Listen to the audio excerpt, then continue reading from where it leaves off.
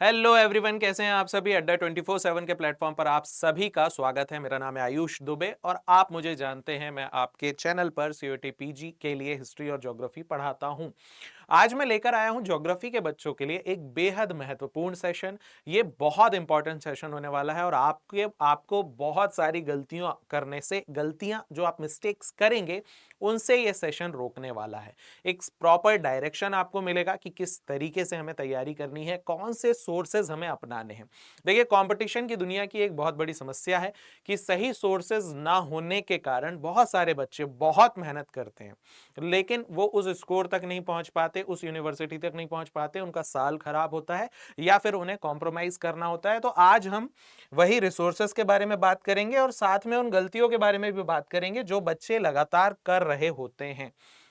और इस पर भी मैं चर्चा कर रहा हूंगा कि उन गलतियों को कैसे अवॉइड करना है, खासतौर पर ज्योग्राफी विषय को लेकर के। तो ज्योग्राफी को लेकर के ही हमारा पूरा डिस्कशन चलने वाला है। लेकिन उसके अलावा अगर आप किसी और सब्जेक्ट के भी हैं और आप इस वीडियो पर आ गए हैं तो ये आपके लिए भी बेहद महत्वपूर्ण वीडियो होने वाला है।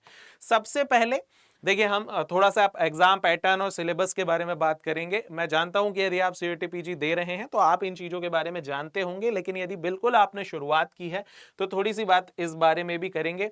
फिर हम जानेंगे कि आखिर फाउंडेशन कहां से स्ट्रॉन्ग करें। देखिए, जितना बेहतर फाउंडेशन होगा उतना बेहतर बिल्डिंग होती है, इमारत होती है। एक बेसिक कॉन्सेप्ट है, यूनिवर्सल कॉन्सेप्ट है और हम इस कॉन्सेप्ट को जानते हैं। किसी भी सब्जेक्ट में भी यदि आज मैं यहां खड़े होकर हिस्ट्री या ज्योग्राफी की बात कर पा रहा हूं तो इसके पीछे आधार क्या है, इसके पीछे बेस क्या है कि भाई मेरा फाउंडेशन स्ट्रांग होगा, है ना। जब आप किसी सब्जेक्ट को चूज कर रहे हो, आप उसमें मास्टर्स करने वाले हो, आप मास्टर्स करने का सोच रहे हो, सोचो मास्टर सबसे बड़ा होता है ना यार, उससे बड़ा तो कुछ होता ही नहीं, तब तो उसे मास्टर हम कह रहे हैं। तो उसके लिए एक स्ट्रांग फाउंडेशन चाहिए। उस फाउंडेशन को हम कैसे स्ट्रांग करें, कहां से वो ठीक होगा, एनसीईआरटी की क्या भूमिका है, उस बारे में हम बात करने वाले हैं। फिर जो हमारा सिलेबस है, जो अलग अलग पार्ट्स में, क्योंकि ज्योग्राफी का सिलेबस छोटा नहीं है, आसान नहीं है, ये बात मानिए आप। ज्योग्राफी का सिलेबस काफी ब्रॉड है, बहुत सारी चीजें पढ़नी होती हैं। और ज्योग्राफी के साथ एक और बात है, जैसे ह्यूमैनिटीज के बाकी सब्जेक्ट में हम क्या कर रहे होते हैं, हिस्ट्री की मैं अगर बात करूं तो वहां पर कंपेरेटिवली हम घटनाएं पढ़ रहे होते हैं, इवेंट्स पढ़ रहे होते हैं, थ्योरी ज्यादा होती है। ठीक है, थ्योरी ही उनको परेशान करती है, बट वहां थ्योरी ज्यादा है, यहाँ थोड़ी टेक्निकलिटीज हैं, है ना कुछ चीजें, यहाँ हल्का सा साइंस है। Geography is mother of geography जो है मदर ऑफ ऑल साइंसेस कहलाता है। ठीक है, तो यहाँ कुछ चीजें कठिन है। एक तो सिलेबस ब्रॉड भी है, ऊपर से यहाँ कुछ चीजें तकनीकी भी होती हैं, तकनीकी है ना, विज्ञान से रिलेटेड चीजें भी हैं। तो हम देखेंगे फिजिकल ज्योग्राफी के लिए सही या सबसे बढ़िया स्टैंडर्ड बुक्स कौन सी है, ह्यूमन और इंडियन ज्योग्राफी को हम कहां से कवर कर सकते हैं। ठीक है, वर्ल्ड ज्योग्राफी के लिए कौन कौन सी रिसोर्सेज हैं, मैप्स का कैसे यूज करना है, ऑनलाइन रिसोर्सेज के साथ हमें कैसे आगे बढ़ना है, इन सब बारे में हम बात कर रहे होंगे। चलिए शुरुआत करते हैं। सबसे पहले एग्जाम पैटर्न से। तो आप एग्जाम पैटर्न बहुत बखूबी जानते हैं। 75 क्वेश्चन जो हैं वो आपके आने वाले हैं, है ना। कुल क्वेश्चन जो 300 मार्क्स के रहने वाले हैं। ठीक है, हर क्वेश्चन +4 -1 चलेगा, यदि आप सही करेंगे तो +4। नेगेटिव मार्किंग -1 की है, ये आप जानते हैं। 90 मिनट का करीब करीब आपको टाइम मिलने वाला है। एग्जाम पैटर्न कंप्यूटर बेस्ड है, एमसीक्यू है, दिखता आसान है। और एग्जामिनर एग्जाम बनाने वाला एग्जाम ऐसा, हम जब देख रहे होते हैं ना चीजों को तो बड़ा आसान लगता है। आप अगर माउंट एवरेस्ट के नीचे खड़े होकर माउंट एवरेस्ट को देख रहे होगे ना तो आपको लगेगा बड़ा आसान है यार, ऊपर ही तो चढ़ना है। बट अगर इतना आसान होता तो क्या सभी लोग कर पाते? नहीं कर पाते। ठीक ऐसा ही होता है इन एग्जाम्स में भी, है ना। आप सिविल सर्विसेज का भी एग्जाम कभी देखेंगे, क्योंकि आप आगे जाकर के, मुझे पता है कि आप उसमें जरूर अपेयर होने वाले हैं। अगर आप एमए ज्योग्राफी कर रहे हैं तो या आप यूजीसी नेट और असिस्टेंट प्रोफेसर की तरफ जाएंगे, वहां भी अगर आप क्वेश्चन पेपर देखेंगे तो ओवरऑल क्वेश्चन पेपर का 10, 20, 30% जो होता है ना वही हार्ड होता है। 60 से 70% जो होता है ना वो ऐसा होता है कि उसको देख के सबको लगता है कि भाई ये तो आराम से बन जाता, मैंने इस साल का अपेयर क्यों नहीं किया, मुझे तो इस साल अपेयर होना था। ऐसा होता है हर एग्जाम में। लेकिन जो 10, 20, 30 है ना, जो बच्चे डिसिप्लिन के साथ रेगुलर पढ़ रहे होते हैं, बहुत मेहनत कर रहे होते हैं, वही इस स्कोर तक पहुंचते हैं। जैसे आपने देखा होगा ना, कोई भी बैट्समैन जब शुरू करता है तो 50 टू 80, 90 रन तो अच्छे से बन जाते हैं। फिर वो 80 से 100 वाले जो रन होते हैं ना वो बड़ा परेशान करते हैं। या तो वो बड़े शॉट्स के साथ उसे बना लेगा या फिर आउट हो जाएगा। यही यहां भी होता है। एक स्कोर तक तो हम पहुंच जाते हैं, लेकिन कट ऑफ के पास आते आते हमें फिर वहां हमारी मेहनत दिखानी पड़ती है, हमारा डिसिप्लिन दिखाना पड़ता है। ठीक है भाई, सिलेबस क्या है ज्योग्राफी का? तो देखिए ज्योग्राफी के सिलेबस में फिजिकल ज्योग्राफी है, जियोमॉर्फोलॉजी, क्लाइमेटोलॉजी, ओशियनोग्राफी, ये सारी चीजें पढ़ना है ना। ह्यूमन ज्योग्राफी में पॉपुलेशन, इकोनॉमिक ग्रोथ है, पॉलिटिकल सोशल ज्योग्राफी है। इंडियन ज्योग्राफी में जो फिजिकल स्ट्रक्चर है उसके बारे में बात करना है, रिसोर्सेज के, एग्रीकल्चर के, रीजनल प्लानिंग के, और जो इन्वायरमेंट के इश्यूज हैं उन सब के बारे में भी हम बात करने वाले हैं। सस्टेनेबल डेवलपमेंट क्या है वो सारी चीजें हम देखेंगे। फिर हम कहें कि थॉट से रिलेटेड, टेक्निक से रिलेटेड ज्योग्राफिकल थॉट है, एनवायरमेंटल ज्योग्राफी है, यही हमारा बेसिक सिलेबस है। सिलेबस से रिलेटेड डिटेल्ड वीडियो भी आपको मिल जाएगा। अब एक बड़ा सवाल, बड़ा प्रश्न ये है कि भाई सही चॉइस क्यों है, मतलब मैं ये कहूं कि सही बुक्स या सही सोर्सेस क्यों मैटर करते हैं, कितना जरूरी है सही सोर्सेस का सिलेक्शन करना। अब आप सोचिए, तो सोच कर देखिए ना कि आप रेस में जा रहे हैं और रेस में आप दौड़ने जा रहे हैं, लेकिन आप अगर किसी कार की रेस है, बाइक की रेस है, लेकिन आपकी बाइक सही नहीं है, आपकी कार उस रेस के लिए ठीक नहीं है ना। हॉलीवुड मूवीज का शौक होता है बहुत सारे लोगों को, आपको भी होगा। या फिर आप घोड़े वाली जो रेस होती है, हॉर्स रेस होती है, उसमें अगर जा रहे हैं तो बहुत जरूरी है ना कि आपका सोर्स क्या है। आप इससे भी एक और एग्जाम्पल देता हूं, आप युद्ध लड़ने जा रहे हैं, आप वॉर में जा रहे हैं, और जो आपके वेपन है वही सही नहीं है, तो क्या होगा? आप जीतेंगे या हारेंगे? निश्चित तौर पर आप हार जाएंगे। बस वही ये कर रहे हैं। स्टैंडर्ड बुक्स जब हम पढ़ रहे होते हैं, या हम ऑथेंटिसिटी के साथ या विश्वसनीयता वाले स्रोत के साथ अगर हम पढ़ रहे होते हैं, सीईटी के लिए, नेट के लिए, तो देखिए जो स्टैंडर्ड बुक्स है उसमें वही चीजें लिखी हैं जो एग्जामिनर चाहता है, ये एक बहुत अच्छी बात है। और स्टैंडर्ड बुक्स आपका टाइम बचा रही होती है ना। सबसे बड़ी गलती, सबसे बड़ा मिस्टेक भारत के कंपटीशन की दुनिया में ये बहुत होता है कॉम्पिटिटिव एग्जाम्स की तैयारी करने वाले बच्चों के बीच। अब क्या हुआ है, टेक्नोलॉजी है ना, डिजिटलाइजेशन हो गया है, आप सबके पास स्मार्टफोन है, लैपटॉप्स हैं, और इंटरनेट अवेलेबिलिटी है, इंटरनेट कनेक्शन है ना। सोशल मीडिया पे, टेलीग्राम्स पे, यूट्यूब पे, अलग अलग जगह पीडीएफ्स का भंडार है। इतनी सारी पीडीएफ्स हैं, हर पीडीएफ में कुछ अलग मिलेगा। किसी में विजुअल इमेजेस अच्छी मिलेगी, किसी में डेटा अच्छा मिलेगा, किसी में फैक्ट्स अच्छे मिलेंगे, किसी में क्वेश्चंस अच्छे मिलेंगे। मैं ये नहीं कह रहा कि कुछ भी गलत है। या किताबों की भी अगर बात करें तो अलग अलग किताबें आपको देखने के लिए मिलेगी मार्केट में, और आपको हर किताब में लगेगा कि यार ये बेटर है, इससे पढ़ना चाहिए, ये बेटर है, इससे पढ़ना चाहिए। नहीं, ये बहुत बड़ी गलती है, बच्चे करते हैं। इवन हम लोग, जब मैं भी तैयारी कर रहा था, मैं जेन्युइनली बताऊं आपको, मुझसे भी ये गलतियां होती थी। और इन गलतियों को रोक पाना, क्योंकि हमारे पास जितने ज्यादा ऑप्शंस होते हैं हम उतना कंफ्यूज होते हैं। आप कभी मार्केट जाएंगे शॉपिंग करने, तो ये आपने बड़ा फेमस एक स्टेटमेंट है इंडियन सोसाइटी में जो चलता है कि भाई जितने ऑप्शन दिखाओगे हम उतना कंफ्यूज होंगे। वही यहाँ भी होता है, सेम चीजें यहाँ भी होती हैं कि हम लगातार कंफ्यूज हो रहे होते हैं। वो नहीं करना है, इतना कंफ्यूज नहीं होना है, ज्यादा ऑप्शंस की तरफ नहीं जाना है। एक ऑप्शन को पकड़ो, एक सोर्स को पकड़ो जो आपको अच्छा लगता है। यदि आप एक कोचिंग, आप अड्डा से पढ़ रहे हो, अड्डा के पेड बैच में पढ़ रहे हो, जो आपके नोट्स हैं वो सफिशिएंट है, उन नोट्स को आप चाहें तो वहीं पीडीएफ से पढ़ सकते हैं। आप चाहें तो उनको अपने कॉपी में नोट्स बनाते हुए चलिए, फिर आप क्वेश्चंस प्रैक्टिस कीजिए। वहां आपको लगेगा कि यार नोट्स में ये चीज नहीं है, क्योंकि नोट्स में सब कुछ नहीं हो सकता। कोई भी नोट्स ये नहीं कह सकते कि वो परफेक्ट है। वो नियर परफेक्ट हो सकते हैं, बट परफेक्ट नहीं हो सकते ना। जो जो चीजें आपको लगे बहुत, जैसे नोट्स लगभग आप मान के चलिए 95% चीजें कवर करेंगे, लेकिन जो 5% आपको प्रैक्टिस क्वेश्चंस में मिल रही है ना, उसको आप इसमें ऐड कीजिए। ये कॉम्पिटिटिव एग्जाम है यार, यहाँ 100 आउट ऑफ 100 ऐसा सिलेबस बहुत मुश्किल होता है। लेकिन आपके क्वेश्चंस आपको बनेंगे जितना आपने बेटर समझा है, जितनी आपकी बेटर अंडरस्टैंडिंग है। तो सोर्स हमेशा एक ही होना चाहिए। ठीक है भाई, मानचित्र, आरेख विश्लेषणात्मक प्रश्नों के लिए मजबूत आधार बनाता है। हाँ जी, मैपिंग करना बहुत जरूरी है। ज्योग्राफी के बच्चे सिर्फ हिस्ट्री के बच्चों जैसा नहीं पढ़ सकते, हिस्ट्री के बच्चे भी मैपिंग करें तो ये बहुत अच्छी बात है। यदि आप हिस्ट्री में मैपिंग कर रहे हैं तो एक्सेलेंट है, आप बहुत अच्छा कर रहे हैं आप। लेकिन ज्योग्राफी में तो मैपिंग चाहिए ही चाहिए, हर चीज को मैपिंग करके आपको समझना पड़ेगा।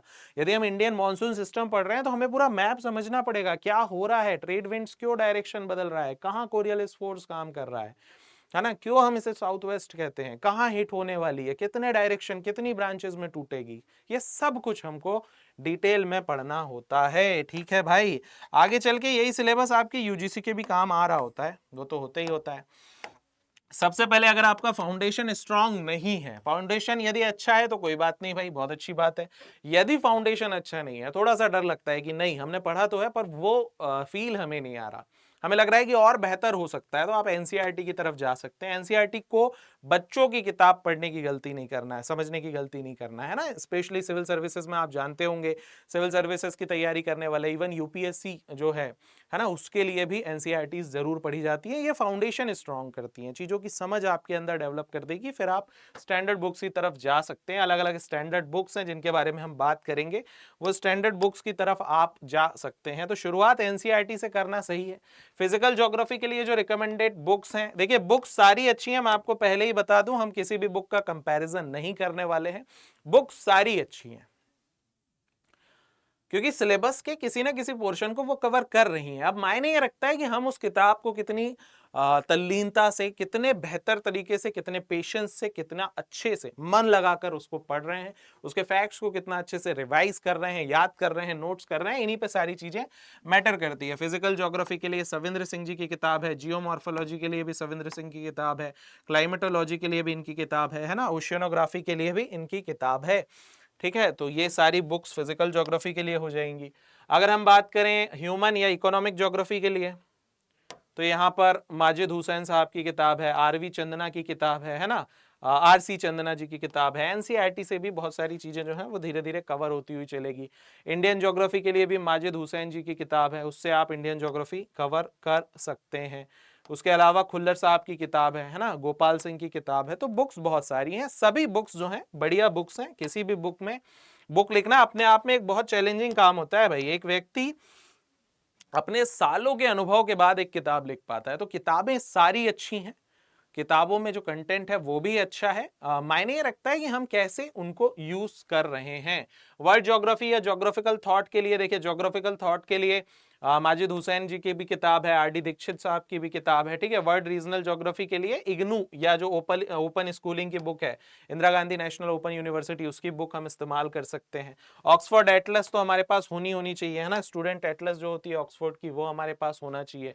ठीक है, तो ये सारी मुख्य मुख्य किताबें है ना, जो मैं ये कहूँ। देखिए रिमोट सेंसिंग, जीआईएस, इससे रिलेटेड चीजें तो आप जितना ज्यादा इंटरनेट के माध्यम से पढ़ें, जितना ज्यादा करंट चीजें पढ़ें, मैगजीन के माध्यम से पढ़ें, उतना बेहतर होगा मेरे ख्याल से इन चीजों को पढ़ने के लिए। तो ये कुछ महत्वपूर्ण किताबें हैं। अब किताबों के साथ बच्चों को क्या दिक्कतें आती हैं उस पर आते हैं।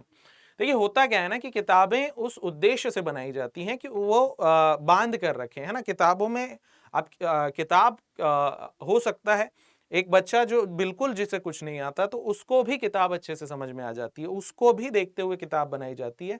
साथ में उन किताबों को असिस्टेंट प्रोफेसर तक की तैयारी करने वाले, यूजीसी नेट की तैयारी करने वाले भी पढ़ रहे होते हैं, तो उस लेवल पर भी ये किताबें जारी होती हैं। अब वहां आपको ये फाइंड आउट करना कि हमारे लिए कितना जरूरी है, हमारे सिलेबस के लिए कितना जरूरी है, ये थोड़ा मुश्किल हो जाता है। ठीक है, सारी किताबें अच्छी हैं, एग्जाम पॉइंट ऑफ व्यू से सारी किताबें बहुत महत्वपूर्ण है। आप किसी एक किताब को भी अगर लग के पढ़ लेंगे तो बहुत अच्छा स्कोर आ जाएगा, ये मैं गारंटी के साथ कह रहा हूं। लेकिन ये बहुत डिफिकल्ट टास्क है। यहाँ काम आते हैं नोट्स, यहाँ काम आते हैं बैचेस, यहाँ काम आते हैं टीचर्स जो आपकी चीजों को आसान कर रहे होते हैं। किताबों के साथ ये है कि आपको खुद उसको पढ़ना भी है, खुद उसको समझना भी है, फिर उसको आपको कंसाइज करके उसको अपने नोट्स में भी लाना है। फिर उसको जब तक आप कंसाइज नहीं करेंगे आप रिवाइज नहीं कर पाएंगे, फिर आपको रिवाइज भी करना है ना। इसीलिए किताबें स्टैंडर्ड बुक्स बिल्कुल आप प्रायोरिटाइज कर सकते हैं यदि उस डिसिप्लिन के साथ आप किताबों को पढ़ रहे हैं तो। ठीक है, साथ में आपकी तैयारी के दौरान मॉक टेस्ट हैं, पीवाईक्यूज हैं, ये बहुत ज्यादा जरूरी है। नोट्स बनाते टाइम मॉक टेस्ट और पीवाईक्यू को बार बार देखना होता है कि भाई आ क्या रहा है। पता चला कि किसी टॉपिक में मैं कुछ और ही पढ़ रहा हूं, लेकिन पीवाईक्यूज में वैसे क्वेश्चन आ ही नहीं रहे हैं, और जिस तरह के क्वेश्चन आ रहे हैं उसके मैं मॉक कर रहा हूं या नहीं, उस तरह के मॉक क्वेश्चंस मैं लगा रहा हूं या नहीं, ये भी बहुत ज्यादा महत्वपूर्ण होता है। टॉपिक वाइज हमें ट्रैक करना होता है, हमारे कितने टॉपिक हो गए हैं, कितने टॉपिक बाकी हैं। ये पूरी एक स्ट्रेटजी है जिसको आपको लगातार फॉलो करते रहना होता है, तभी आप पहुंचते हैं भाई अपनी मंजिल तक। कंपटीशन की दुनिया है, चीजें आसान नहीं होती। ऑनलाइन रिसोर्सेज में अड्डा 24/7 की ऐप है, वेबसाइट है, वहां आपको test series, PDF notes, live classes, बहुत सारी चीजें मिलती है। तो अड्डा अपनी तरफ से जितनी मेहनत हो सकती है, जितनी आपके लिए सुविधाएं हो सकती है वो लाता है। यूट्यूब पर फ्री क्लासेस भी लाता है। एनसीईआरटी इग्नू का जो मटेरियल है वो आपको आराम से इजीली अवेलेबल हो जाएगा। टेलीग्राम जो है उसके माध्यम से भी बहुत सारी चीजें आपको मिल जाएगी। अड्डा का जो हमारा टेलीग्राम चैनल है उसका भी क्यूआर यहाँ पर लगा हुआ है, उस टेलीग्राम के माध्यम से भी आपको बहुत सारी चीजें जो है स्टडी रिलेटेड मटेरियल आपको यहाँ पर मिल जाने वाला है। लेकिन मेरी बात ध्यान रखना है आपको, बहुत ज़्यादा आपको चीज़ें जो हैं सोर्सेज को बहुत ज़्यादा नहीं बनाना है। सोर्सेज आपके जितने कम होंगे उतना बेहतर आपका रहने वाली है तैयारी। अब आप तैयारी शुरू कर रहे हैं तो देखिए किस तरीके से आप पढ़ सकते हैं। शुरुआत के पहले दूसरे महीने में आप एनसीईआरटी को देख लीजिए, फिजिकल ज्योग्राफी पढ़िए, उसके बाद आप ह्यूमन इंडियन ज्योग्राफी पर शिफ्ट हो सकते हैं, फिर वर्ल्ड ज्योग्राफी और ज्योग्राफिकल थॉट पर आप आ सकते हैं, और लास्ट में फिर full revision, PYQ, mock test, इस स्ट्रेटजी को आप फॉलो कर सकते हैं।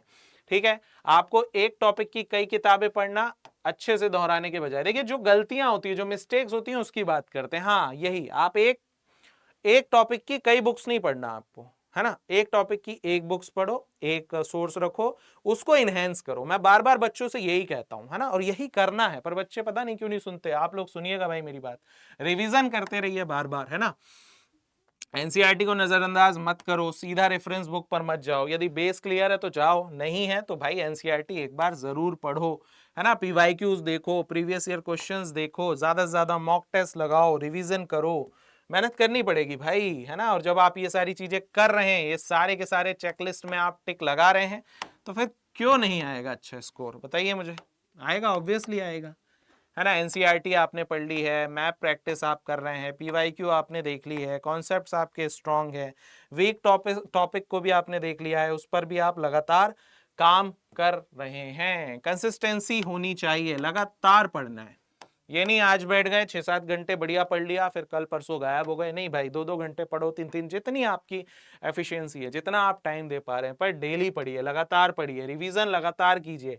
ये नहीं कि आपने ये पढ़ा, फिर ये पढ़ा, फिर ये पढ़ा, फिर ये पढ़ा, ये आप भूल गए, ऐसा मत करो यार। रिवीजन, है ना, स्टेप बाय स्टेप ऐसे चलना है आपको, तब आप धीरे धीरे आगे बढ़ेंगे। सेल्फ स्टडी कर रहे हैं तो बहुत ध्यान रखना पड़ेगा कि आप उस डायरेक्शन से ना भटकें, है ना। एक स्ट्रक्चर्ड डायरेक्शन में आपको तैयारी करना है, या फिर मेरा सजेशन अगर आप माने, आप किसी पेड बैच में आ जाएं तो ज़्यादा बेहतर है। वहाँ आपको सारी चीज़ें सिस्टमेटिक मिलती है, आपका काम बहुत आसान हो जाता है। ठीक है, अड्डा 24/7 इसके लिए आपके लिए अल्टीमेट 2.0 बैच लेकर आया है। आप जानते हैं इस बैच के बारे में कि यहाँ हम सारी चीज़ें सिस्टमेटिकली सिलेबस के ओरिएंटेड करा रहे होते हैं, यहाँ आपको नोट्स भी मिल रहे होते हैं, तो सब कुछ बहुत अच्छे से यहाँ पर हो रहा होता है। ठीक है, ज्योग्राफी के लिए भी है, हिस्ट्री के लिए भी है, बैच से रिलेटेड जो भी डिटेल चाहिए वो आपको इस नंबर पर मिल जानी है। उसके अलावा भी आपके कोई भी डाउट है प्रिपरेशन से रिलेटेड, तो आप देखिए, बैच से रिलेटेड आपको कोई भी बात करनी है तो आप इस नंबर पर फोन करेंगे, अड्डा 24/7 की जो टीम है आप उससे कनेक्ट कर लेंगे, वहां आपके सारे डाउट्स दूर हो जाएंगे। लेकिन यदि आप मुझसे कनेक्ट करना चाहते हैं, मुझसे पर्सनली कनेक्ट करना चाहते हैं, कोई भी आपके डाउट्स हैं, तो आप इस नंबर पर इस ईमेल आईडी पर आप मेल कीजिए, फिर मैं आपसे कनेक्ट करूंगा और आपके जो भी डाउट्स हैं उनको दूर करने की हर संभव कोशिश हम करेंगे। और इसके लिए हेजिटेट नहीं होना है ना, कई बार हम हेजिटेशन में नहीं करते कि नहीं यार क्या करें, ऐसा नहीं करना है। हो सकता है कि आपका कोई डाउट है वो 2 मिनट का, मेरे सिर्फ 2 या 3 मिनट ही उसमें लगे, लेकिन आपका बहुत सारा टाइम वो बचा ले। ठीक है, तो जो भी आपके डाउट हैं आप इस पर आकर मेल कर सकते हैं। ठीक है, उसके अलावा मैंने आपको बैचेस बता दिए हैं, तो ये दोनों बैचेस हैं जो आप परचेस कर सकते हैं। और जब भी आप परचेस कर रहे हो, आप AD22, ये मेरा फैकल्टी कूपन कोड है भाई, आप इसको इस्तेमाल कर सकते हैं फॉर मैक्सिमम डिस्काउंट। जो भी आपको डिस्काउंट मिल रहा होगा उससे भी थोड़ा ज़्यादा ही आपको यहाँ डिस्काउंट मिलने वाला है प्राइस में, क्योंकि फैकल्टी कोड है इसीलिए। तो AD22 का आप इस्तेमाल कर सकते हैं ज्योग्राफी के लिए, हिस्ट्री के लिए, या किसी और सब्जेक्ट के लिए भी। यदि आप CUET PG का कोर्स ले रहे हैं तो आप इसका इस्तेमाल कर सकते हैं। ये हमारा टेलीग्राम चैनल है, आप इसको ज्वाइन कर लें। टेलीग्राम पे हम लगातार आते रहते हैं और इस तरह के डिस्कशंस लगातार करते रहते हैं। अड्डा की ऐप आपके फ़ोन में होनी चाहिए, क्योंकि ऐप में भी बहुत सारी चीज़ें एग्जाम रिलेटेड आपको मिल जाती हैं। और जब आपको कोई प्रॉब्लम है आप यहाँ इस आईडी पर संपर्क करके मुझसे सीधा कनेक्ट कर सकते हैं। आईडी है ayush.dube@adda247.com। तो ये आज का पूरा हमारा सेशन है, ये लेक्चर है। गलतियां नहीं करनी है, बहुत ज्यादा कठिन कुछ नहीं है, चीजें सिंपल हैं। जितना सिंप्लीफाइड तरीके से आप चीजों को मैनेज कर रहे होंगे उतनी आसानी से आप एग्जाम में अच्छा स्कोर लेकर आएंगे। जितना हम चीजों को कॉम्प्लिकेट करेंगे हम अपने लिए ही मुसीबतें बढ़ा रहे होंगे। तो इस सेशन को यहीं समाप्त करते हैं। आपको और भी कोई डाउट हो तो जरूर हमें कमेंट सेक्शन में बताइएगा, या मेल आप कर सकते हैं सीधा पर्सनल कनेक्ट के लिए। पढ़ाई करते रहिए, खुश रहिए, फिर मिलेंगे किसी और लेक्चर में, किसी और सेशन में। जय हिंद, जय भारत, नमस्कार।